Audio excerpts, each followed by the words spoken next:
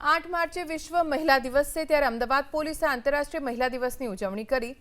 Ahmedabad police કમિશનરની અધ્યક્ષતામાં rally યોજાઈ, જેમાં અમદાવાદ પોલીસમાં ફરજ બજાવતી મહિલાઓ અને બાઇક રાઇડર્સ જોડાયા। ટ્રાફિકના નિયમોનું પાલન કરવાના બેનર સાથે રેલીનું આયોજન થયું। શહેરીજનોમાં ટ્રાફિક સેન્સ વધે તે હેતુથી આ રેલી યોજવામાં આવી।